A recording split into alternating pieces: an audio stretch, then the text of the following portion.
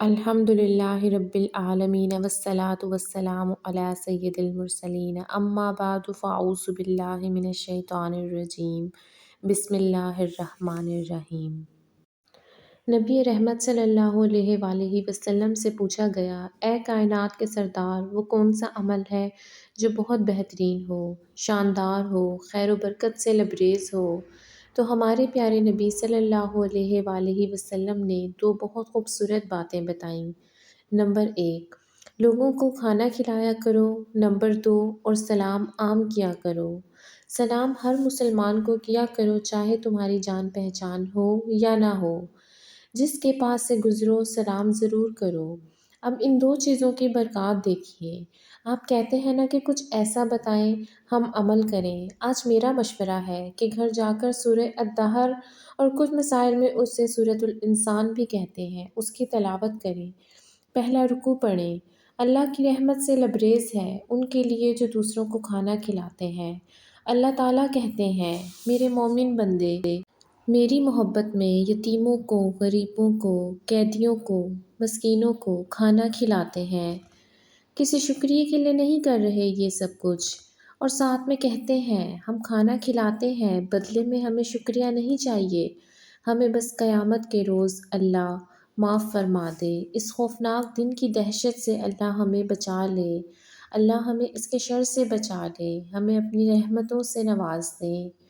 اگلی آیتوں میں اللہ تعالیٰ فرماتے ہیں، ان کی اس خواہش پر کہ کھانا ہم نے مسلمان بہن بھائیوں کو کھلا رہے ہیں اور اللہ سے رحمتیں مل جائیں، برکتیں مل جائیں، تو اللہ کہتا ہے، اللہ اس روز ان کو بچا لے گا جس چیز سے یہ بچنا چاہتے تھے۔ ان کے چہروں میں ایسی رونق ہوگی، خوشی ہوگی، اور اللہ جنت میں ایسی جگہ دے گا، ریشمی بستر بچھے ہوں گے اور خادموں کی لائنیں ہوں گی جو رنگ برنگے مشروبات انہیں پلا رہے ہوں گے۔ یہاں تو ہم کبھی گرمی سے تنگ آ جاتے ہیں، کبھی سردی سے تنگ آ جاتے ہیں، وہاں تو نہ گرمی ہوگی نہ سردی ہوگی، ایسا زبردست موسم ہوگا، انہیں دھوپ تنگ نہیں کرے گی اور نہ سردی تنگ کر سکے گی۔ ایسی خوبصورت نعمتوں والی جنت مل رہی ہے جو اللہ کی رضا کے لیے دوسروں کو کھانا کھلاتے ہیں۔ اگر نبی رحمت صلی اللہ علیہ وآلہ وسلم کی زندگی دیکھیں تو ہر موقع پر دوسروں کو کھانا کھلانے کی ترغیب بتا رہے ہوتے ہیں۔ حضرت عبد الرحمن جب شادی کر کے آئے تو آپ صلی اللہ علیہ وآلہ وسلم نے فرمایا، شادی کر لی تو اب ولیمہ کرو، دوسروں کو کھانا کھلاؤ۔ آپ صلی اللہ علیہ وآلہ وسلم نے خود بھی جب شادیاں کیں، چاہے جس موقع پر بھی کی، جنگ کے دوران کی، سفر کے دوران کی، یا کسی وجہ سے بھی کی، سب صحابہ کو بلایا، آؤ کھانا کھاؤ۔ آپ ولیمہ ضرور دیتے تھے۔ کھانا کھلانے کی کرامات اگر دیکھنی ہو تو جس شخص نے بھی کھانا کھلایا کسی کو، تو اس کے گھر جا کے دیکھو، اس کے گھر اتنی برکت ہوگی، اور اگر اس سے وجہ پوچھو تو بتائے گا کہ میں دوسروں کو کھانا کھلاتا ہوں۔ رسول پاک صلی اللہ علیہ وآلہ وسلم نے فرمایا، تم میں سے بہترین آدمی وہ ہے جو دوسروں کو کھانا کھلائے۔ ایک جگہ اور روایت ہے کہ ایک شخص نے حضور پاک صلی اللہ علیہ وآلہ وسلم سے پوچھا کہ کس کا اسلام سب سے بہتر ہے، تو آپ صلی اللہ علیہ وآلہ وسلم نے فرمایا کہ کھانا کھلاؤ، اور جس کو جانتے ہو اور جس کو نہ جانتے ہو سب کو سلام کرو۔ کھانا کھلانا بہترین اسلام ہے۔ ایک جگہ اور روایت ہے کہ حضور اکرم صلی اللہ علیہ وآلہ وسلم نے فرمایا، بھوکے مسلمان کو کھانا کھلانا مغفرت کو واجب کرنے والے اعمال میں سے ہے۔ رسول پاک صلی اللہ علیہ وآلہ وسلم فرماتے ہیں، بھوکے کو کھانا کھلانا بہترین صدقہ ہے۔ حضرت عبداللہ بن عباس رضی اللہ تعالیٰ عنہ سے روایت ہے کہ رسول اکرم صلی اللہ علیہ وآلہ وسلم نے ارشاد فرمایا کہ اللہ کے جس بندے نے مسلمانوں میں سے کسی یتیم بچے کو لے لیا اور اپنے کھانے پینے میں شریک کر لیا تو اللہ تعالیٰ اس کو ضرور بضرور جنت میں داخل کر دے گا، الا یہ کہ اس نے کوئی ایسا جرم کیا ہو جو ناقابل معافی ہو۔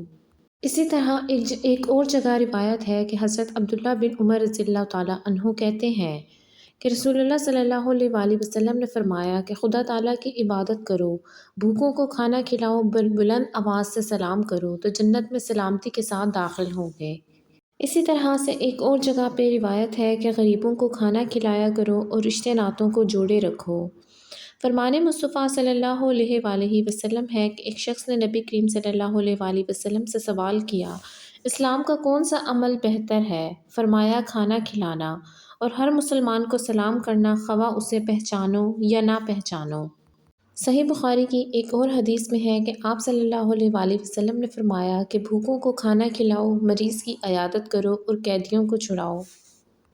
اللہ تعالیٰ نے حقوق العباد سے متعلق جو احکام نازل فرمائے ان میں سے ایک انتہائی سنگین نوعیت کا حکم مساکین کو کھانا کھلانا اور دوسروں کو اس کی ترغیب دینا ہے۔ کھانا کھلانے کی ترغیب دینے سے مراد گھر والوں اور دیگر مسلمانوں کو تاکید کی جائے کہ جب کوئی سوالی کھانا مانگے تو اس کو کھانے کے لیے کچھ نہ کچھ ضرور دیا جائے، اور سوال نہ کرنے والے مساکین کے لیے بھی اپنی استطاعت کے مطابق کھانے کا بندوبست کیا جائے۔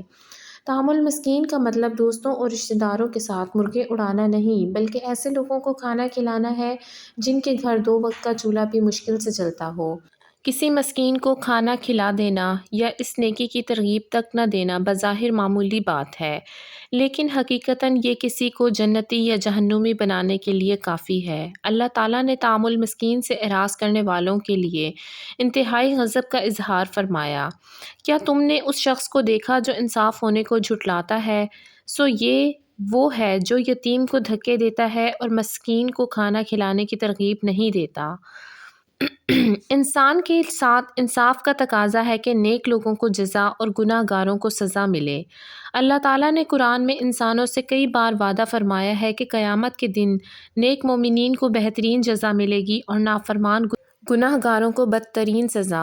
جو کوئی مساکین کو کھانا کھلانے کی ترغیب نہیں دیتا گویا اس کا قیامت کے دن انصاف ہونے پر یقین ہی نہیں ہے۔ وہ طعام المسکین کو بیکار اور پیسے کو ضیاع سمجھتا ہے۔ یقیناً وہ عظمت والے اللہ پر یقین نہ رکھتا تھا اور نہ ہی مساکین کو کھانا کھلانے کی ترغیب دیتا تھا، سو قیامت کے دن اس کا کوئی دوست نہ ہوگا اور سوائے پیپ کے کوئی کھانا نہ ہوگا۔ مساکین کو کھانا کھلانے کی ترغیب تک نہ دینے کی وجہ ایمان کی کمزوری ہے۔ جس کا ایمان جتنا کمزور ہوگا وہ اس نیکی سے اتنا ہی دور ہوگا۔ جو فاقے کرنے والوں کی مدد نہیں کرتا قیامت کے دن اس کی مدد کرنے والا بھی کوئی نہ ہوگا۔ مساکین کو کھانا کھلانا تو دور کی بات ہے، جو لوگوں کو اس نیکی کی ترغیب تک نہیں دلاتا قیامت کے دن اس کا کھانا دوستیوں کے زخموں سے نکلنے والی پیپ ہوگا۔ اگر بات کی جائے کھانا کھلانے کی تو ہم جیسے کمزور بندے صرف کوشش ہی کر سکتے ہیں۔ اللہ کے پیارے نبی حضرت سلمان علیہ السلام جنہیں اللہ نے دنیا بھر کی طاقتیں دی تھیں، ہوا، پانی، پہاڑ، چرند پرند، سب پر ایک دن اللہ سے عرض کی کرنے لگے، اے میرے رب، مجھے تو نے کئی طاقتیں عطا کی ہیں، میری ایک دعا قبول کر لے۔ تو اللہ نے پوچھا، بول سلمان کیا چاہتا ہے؟ آپ نے عرض کی کہ اے میرے پروردگار، مجھے ایک دن تیری مخلوق کو تیری طرح کھانا کھلانے کی اجازت دے دے۔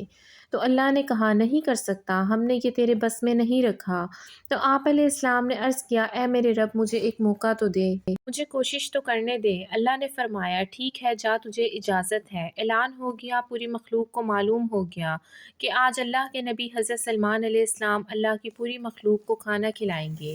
سینکڑوں میل لمبے دسترخوان لگے، تیاریاں ہو گئیں۔ پھر اچانک سمندر سے ایک بہت بڑی مچھلی نکلی اور اس نے عرض کیا کہ اللہ کے رسول، تو نے سب کو کھانے پر بلایا ہے، تو کیا میں بھی کھانا کھا لوں؟ تو آپ علیہ السلام نے حکم دیا، ہاں، تم بھی کھا سکتی ہو۔ تو وہ مچھلی ایک لائن سے شروع ہو کر آخر تک تمام کھانا کھا گئی اور حضرت سلمان سے پوچھا، اے اللہ کے رسول، اور کھانا ہے؟ تو آپ علیہ السلام نے فرمایا، سب کھانا تو تم کھا گئی ہو اور تو کچھ بھی نہیں بچا۔ مچھلی نے عرض کی کہ اے اللہ کے رسول، ابھی میرا ایک نوالہ بھی پورا نہیں ہوا اور تیرا رب مجھے دن میں اس طرح کے 3 نوالے کھلاتا ہے، تو یہ کھانا کھلانے والی ذات صرف اللہ ہی کی ہے۔ سچ تو یہ ہے کہ ہم غریبوں مسکینوں کو کھانا کھلا کر ثواب حاصل کر سکتے ہیں، در حقیقت کھانا تو میرا اللہ ہی کھلاتا ہے، یہ اس کی شان ہے کہ ثواب ہمارے حصے میں لکھ دیتا ہے۔ سبحان اللہ۔ اسی طرح جہاں دوسروں کو کھانا کھانے کی ترغیب ہے وہاں کھانے کی کچھ سنت اور آداب بھی ہیں، جس کا اندازہ ہم جدید سائنسی تحقیق سے بھی لے سکتے ہیں۔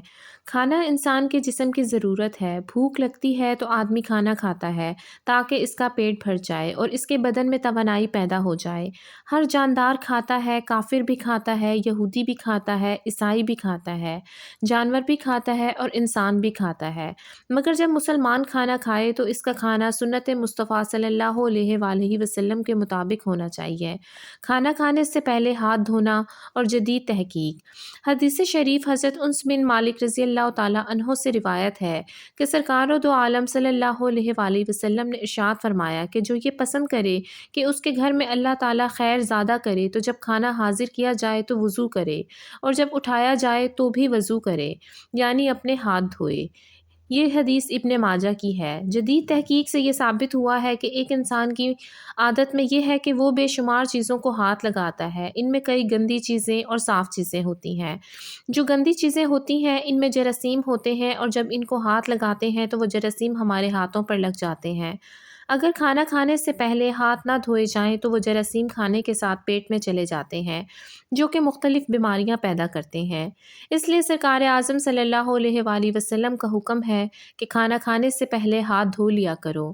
سرکار اعظم صلی اللہ علیہ وآلہ وسلم کا حکم ہے کہ کھانے سے پہلے کلی بھی کی جائے۔ سارا دن ہوا میں سانس کے ذریعے گرد و غبار اور جراثیم اندر جاتے رہتے ہیں۔ اب اگر نوالا کھائیں گے تو جراثیم کو بھی نکل جائیں گے، اس لیے کلی کرنے کا حکم دیا گیا ہے تاکہ آدمی کے منہ میں جراثیم نہ جائیں اور منہ صاف رہے۔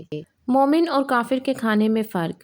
سچا مسلمان کھانے سے پہلے حلال و حرام کی تمیز کرتا ہے کہ کیا میرے لیے اس کا کھانا شرعاً جائز بھی ہے یا نہیں، جبکہ کافر جانوروں کی طرح حلال و حرام کی تمیز کیے بغیر کھاتا رہتا ہے۔